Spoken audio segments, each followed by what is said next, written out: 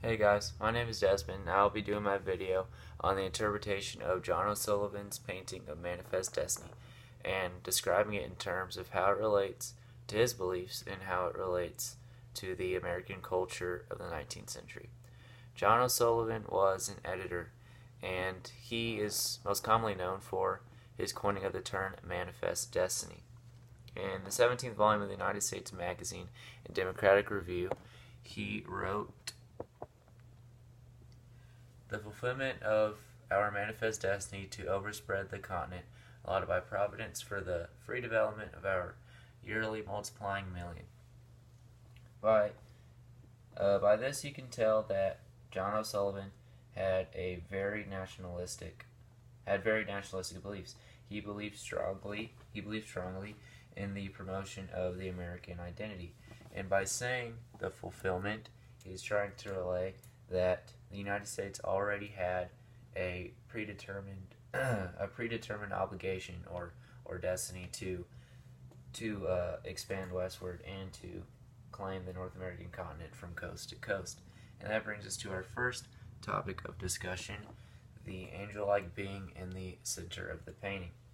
By including her and placing her in the center of the painting, John O'Sullivan aims to suggest that the movement west is a contribution to and necessary for the American identity, and by extension, he's suggesting that the spirit of America is the inspiration and is guiding the settlers as they venture west.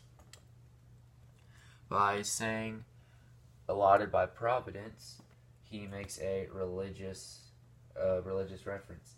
He aims to say the journey westward is approved by God, and He will protect the settlers in their travels. The destiny of America is safe in God's hands, and hence the Bible held by the spirit of America. This painting also makes references to the American life in the 19th century. During this time, the United States owned the eastern coast, and the population began to become very clustered over there, so opportunity for land ownership was very slim, and people desired to own land, but they couldn't in the east because people had already owned it, and there's no way that they could own land in the west and still live in the east.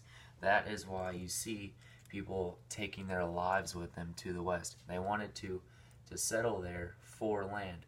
That's why they're traveling in packs and families, and they're taking their wagons. They have to move their entire lives to the west for that guarantee of land ownership. And as you see from here, there's some sort of great divide between the painting.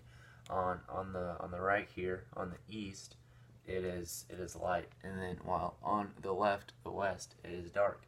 The light over here represents familiarity and civilization.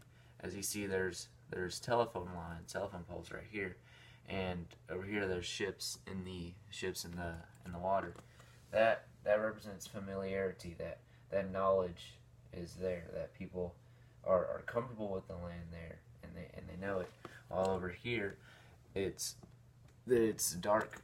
It represents the uncharted land of the West, the unknown, and the risk involved in settling it. And that is what O'Sullivan aimed to convey in this painting. That despite the risk and challenges of settling west, with the support of God and the motivation for the spirit of America, it is prudent to settle west for those reasons. Thank you.